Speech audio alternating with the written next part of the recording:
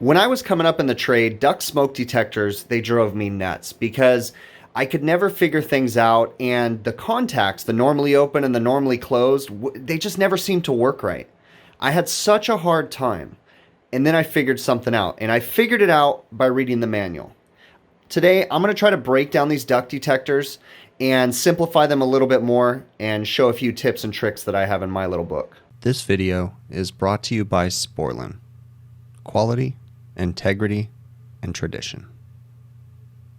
What we have here is a training board that I made, and this training board is meant for originally for my own service technicians, but I started using it to show to classes and give presentations on because it really does simplify them. When you take a duct smoke detector and you just look at how simple it is, okay, most duct detectors are going to have a 24 volt power source. In some instances though, you can have higher voltages and you can have lower voltages. You can even run them off of 12 volts DC with some particular types, okay? This setup right here is I have a 115 volt step down transformer, and we're dropping it down to 24 volts low voltage, and we're powering the duct detector. We have a simple setup here with a double sensing head with a single circuit board. We have a test and reset station, and that's pretty much it. Currently right now, I have the system in a fire condition. I do have this wired up to simulate trouble conditions and to simulate alarm conditions, and then also have the test and reset station fully wired into it. So I'm going to try to break this down, and hopefully by the end of this, if you are confused on these things, it makes it a little bit easier for you. I've got a basic duct detector right here. Okay, and in a duct detector, all that it is a smoke detector like you have in your home. Okay, we have a smoke detector right here. That's all that this guy is. Okay, but a duct detector is meant to be mounted in a supply or a return duct, and air is actually forced from one side of the duct detector through the sensing head back out the other side. Okay, and then right inside here, we just have a series of contacts. Normally open, normally closed, auxiliary, supervisory, alarm contacts. You could do all sorts of things if you get creative within this detector. I could wire up flashing lights that set off the fire alarm. I can wire this up to an actual fire alarm panel. I can wire it up to shut down a fan or anything for that matter when this thing goes into a trouble condition or a fire alarm condition. We can also wire in annunciators that make audible sounds or horns that, set off the audible alarm and make everybody run out of the building, okay?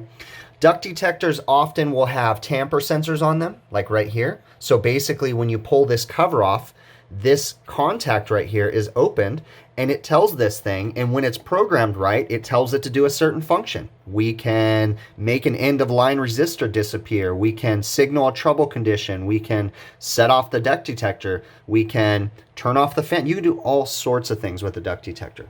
All you have to do to figure it out is simply read the manual. The manual usually is 3 pages, 4 pages at the most. Nothing crazy. And the manual actually breaks it down. A duct detector works by having a sampling tube. This is a sampling tube right here. Usually these are meant to go the entire length of the ductwork from one side to the other. Oftentimes you'll have it penetrate just the other side and you'll seal it up with silicone. There'll be a plug in one end of this right here. You put usually a red cap in there. So that way the air is forced to go in the holes, which this would slide into here, okay? So then this pushes all the way through. The air is forced to go in the holes of the sampling tube, and then it comes out, is forced because of the way the cover is designed. It forces the air through the detector head and then out the other side, forcing it back into the ductwork. Okay, there's really not that much to these things. They have different configurations. Sometimes they can be in a square configuration. In fact, if I took this one apart, there's a screw, actually there's a little clip right here, a little Jesus clip. And if I took this clip apart, you can set it up to sit on a duct like that.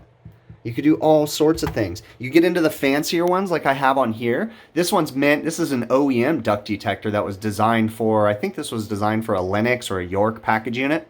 And this one can have 2 sampling heads with 1 circuit board, but it still serves the same function. So I can have, this one's meant to have 1 in the supply and 1 in the return, and then they just basically communicate back. But you can also, if you just follow the instructions, wire two of these guys in and have them communicate back and forth too.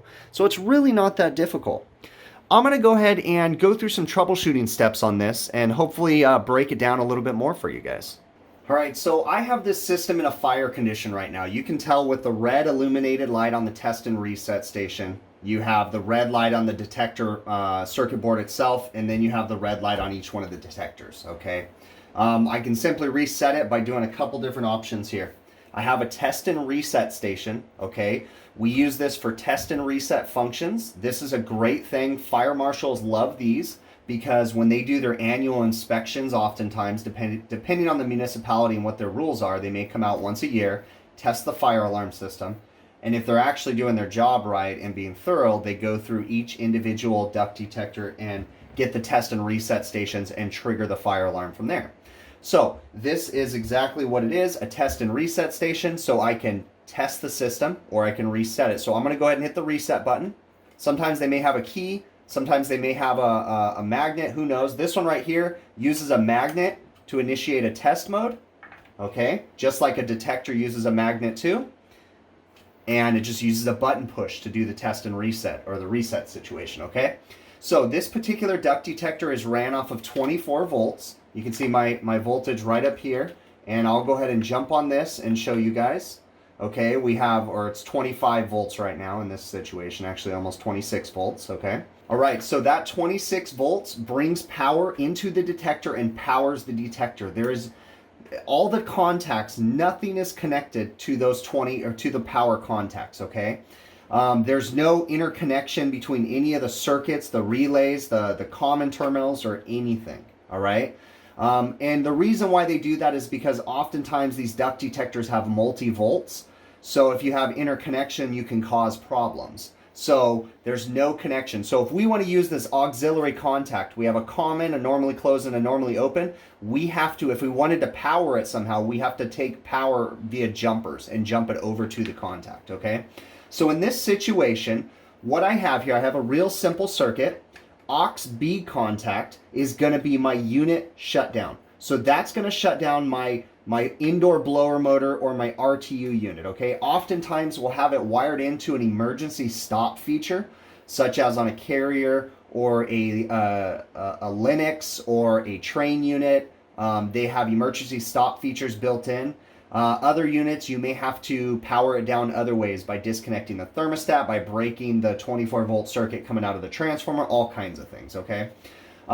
So this is my unit shutdown, so I have a common terminal, okay? The common terminal in my situation is actually coming up here just for testing purposes, but, you know, I can basically shut down my unit. So if I went from common, and I'm going to go ahead and put my, my meter on continuity, and we'll go ahead and put it on tone, okay? And if I throw from common to normally open, I have a normally open circuit, right? If I go from common to normally closed, we have an audible tone, okay? We have a closed circuit or a direct short across that contact from common to normally closed. So we could use that to power our unit. Some units require a 24-volt signal to not be in an emergency stop. And if you break the 24-volt signal, it puts it in emergency stop, you know, and some go the opposite way. So you can do whatever you want with those contacts. It's just a common and a normally open, a common and a normally closed. A really, really important thing to understand on duct smoke detectors, if you read the installation manual or the instruction manual, you will find out that you have a supervisory circuit. The supervisory circuit is wired backwards, is the best way to explain it. Whereas I have a common and a normally open circuit, right? And I have no direct short or no tone. But if I go from common to normally open on the supervisory circuit, I have a closed circuit. The reason why is the supervisory circuit is actually used as a trouble contact. Some duct detectors will actually call that a trouble contact.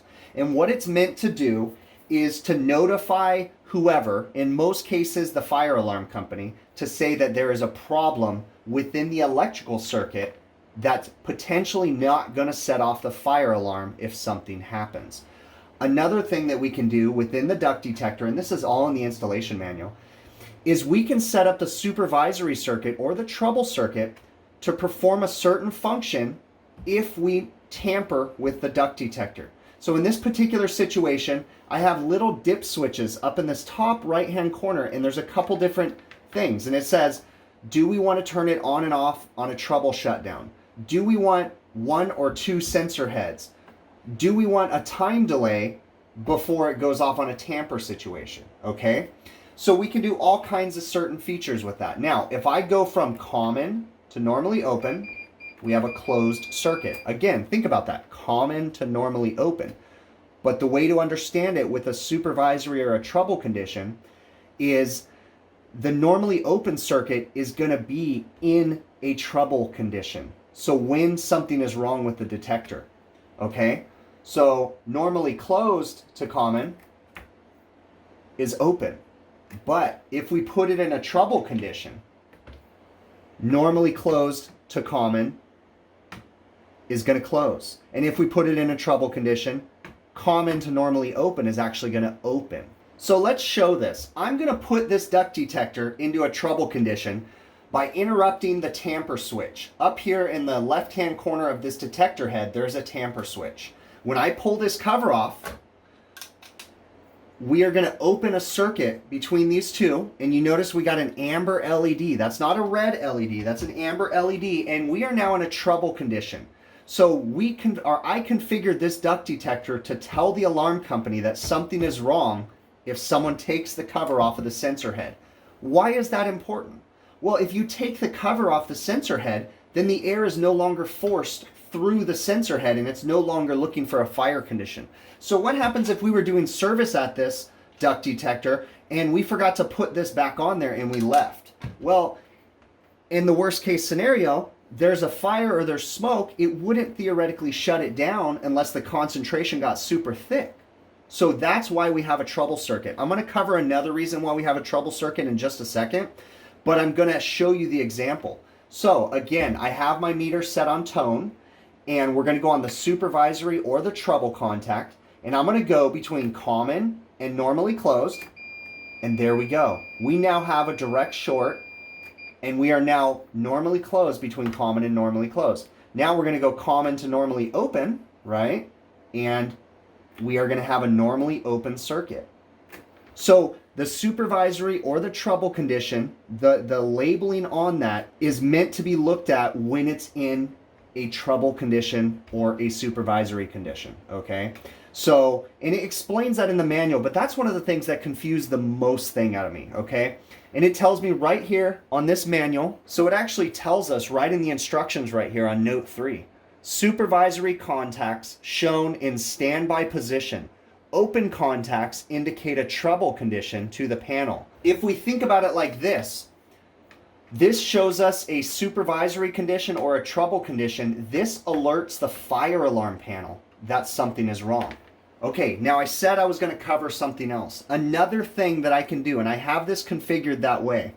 I'm going to go ahead and reset this. Actually, I'm going to put the cover back on, reset the tamper sensor. Notice that we went out of a trouble condition now that I put the cover back on, and we went back into normal operation. Okay, so here's what I want to do. I want to show you that my alarm system is monitoring, let me see, I am monitoring the red and the white wire, okay? So red and white coming into the detector right up here, red and white. That is my alarm panel. My alarm panel is looking at 2 wires, and it is looking for 2 things within 2 wires, and this is where it gets interesting. The alarm panel is looking for a direct short between the red and the white wire to say there is a fire condition, okay? If we have a direct short between the red and the white, that means that our duct detector is telling the alarm panel that there is a fire or there is smoke if we have a direct short. But you notice that we don't have a direct short right now. But when I switch my meter away from tone, look at what I see right now. I see 14, 15K ohms. The reason why I see 15K ohms, again, this says this directly in the manual, is that I have an end of line resistor right here. And this end of line resistor is wired from the alarm contact to the trouble contact. And notice something. If I put this duct detector into a trouble condition, what is going to happen is the end of line resistor is going to disappear to the alarm panel. The alarm panel is no longer going to see that end of line resistor. Okay? Right now, we have nothing. We do not have an end of line resistor. That end of line resistor is simply there to prove a good electrical circuit to the alarm company. So again, the alarm company is looking at two wires coming to this detector, and they're looking for two situations. They're looking for a direct short between those two wires, and or they're looking for an end of line resistor. That end of line resistor tells them that the electrical circuit is good. It proves that the circuit is intact. So, what happens if someone is working up in the attic and they sever the red and the white wire? It no longer would have an electrical connection to this duct detector, but how would the alarm company know that those wires are severed? By putting an end of line resistor right there, we can prove to them that those lines aren't severed, okay? And then furthermore, if we put the fire alarm into an alarm condition, or the duct detector, it's actually not gonna go when I have it in a trouble condition. So now I'm gonna go ahead and reset the tamper contact, and we're gonna go ahead and put this into a fire condition. If we go across, right now we're in a fire condition, if we go across the red and the white, which again is what I'm simulating as the alarm contact, we have a direct short.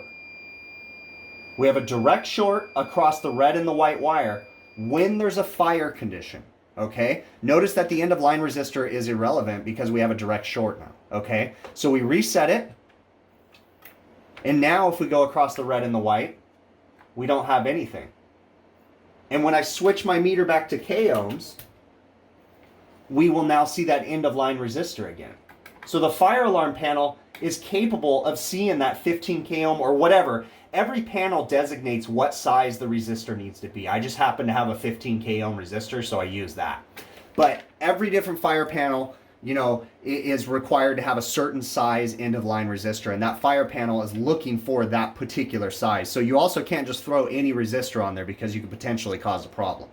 So because of the way that I have this one configured, what I did was I wired the alarm contact and the supervisory contact together using the end of line resistor. So that way, if the supervisory contact initiates, the end of line resistor disappears. It does not signal a fire condition, it signals a trouble condition. So I said that the alarm company is looking for two things on those two wires. They're either looking for a direct short, or they're looking to see if they can see that resistor. If they can see that resistor, they know things are good. If they get a direct short, they know there's a problem, there's a fire condition. If they do not get a direct short, but that resistor disappears, that 15 K ohm or whatever K ohm end of line resistor disappears, then they know that something is wrong, okay? I told you you can do all kinds of things with these duct detectors. If we wire this duct detector up to the RTU unit's 24 volt power source, okay? Now, you have to be careful because certain municipalities have different fire codes. Some places do not allow you to, but a lot of times RTU units, okay, if we're allowed to do this, I can wire the fire alarm, the duct detector, if there's enough room within the amp rating of the transformer, I can wire it up to the unit's transformer, and we can essentially make a burglar alarm out of this duct detector, okay? And what I mean for that is, let's say you get tweakers that go up there and try to steal the condenser, and they're smart tweakers. If they're smart, they shut off the power so they don't get electrocuted when they start shutting stuff off, right? If they shut off the power in this situation, they're gonna cause a problem. So I'm gonna show you something right now, okay? We're gonna look for the resistor. We see 15 K ohms. If I power down the RTU unit, I'm gonna simulate that by turning off power to this transformer. If I power down the RTU unit, that end of line resistor disappears to the alarm company. And I'll simulate that right now. Okay, I powered down the unit, and I'm gonna show you guys right now. We're gonna go across my power wires, which is blue and yellow, and we get nothing. We have no power from this transformer anymore. Okay, I go to my meter and I switch it and I go to the end of line resistor, and guess what? The end of line resistor disappeared out of the circuit because of the way that I have it wired between the alarm contact and the supervisory contact. If this duct detector loses power, I send a signal to the fire alarm company to say that there's a trouble condition. It doesn't necessarily mean there's a fire condition, but something is wrong. So we could use that a bunch of different ways. We can use that to catch tweakers, smart tweakers, right? Or maybe they're not, I don't know, whatever. But to catch people that shut off the unit. But we can also do it to verify that all of our equipment is on. Okay, let's say you're doing a preventative maintenance and you go to leave and you forget to turn equipment on. Well, instead of the customer realizing a day later or something, they'll know immediately because the fire alarm company is going to see a trouble condition. And depending on the procedures that the fire alarm company deals with a lot of the restaurants that I deal with, they immediately call the restaurant and say, hey, there's something wrong. We've got a trouble condition. Are you having anybody work on your equipment? And if they say no, they just left, and then the fire alarm company will say, well, you still have a trouble condition, and then the customer knows before it becomes a big problem. Okay, I powered the unit back on. Now, not every single unit in every single municipality or every single customer is gonna want the system wired up to a trouble condition, okay? Or to simulate a trouble condition and make the end of line resistor disappear to show that there's tampering or something, okay? You can also simply, it's flashing amber because it's on its initial power up right now. It takes a minute for it to power up and then it'll go into normal operation. But you can also simply take that end of line resistor and just put them across the two alarm contacts, okay? So the alarm company really only needs to see the common and normally open circuit. And notice that this alarm contact doesn't have a normally closed. It only has common and normally open because, again, the fire alarm company is looking for a direct short across two wires to say there's a potential fire or something's wrong. We can still have an end of line resistor on that circuit. You literally go from one wire to the other with the resistor, and it'll still be there and it'll still prove that the circuit is intact, okay? I noticed that wire kind of moved. So again, to recap, if you do not have the trouble or the supervisory contact wired in, you can simply take the end of line resistor and run it from across the alarm contact. It's not gonna signal direct short or anything, okay? It's just gonna show the 15K ohms or whatever ohm resistance value that resistor has to the alarm company to prove that the circuit is still there. The next thing that we have within this detector is we can wire up accessories. Now, if you follow the installation manual is going to tell you all the different types of accessories, okay? It's also going to show you how to wire in the supervisory contact. Right here on this schematic, it actually tells you exactly how to wire the end of line resistor to the supervisory contact. So it basically just shows you everything. And then it tells you the different functions. Power goes here, 120 volts goes here, if it was set up for 120. This one actually isn't capable of handling 120, but a lot of duct detectors are.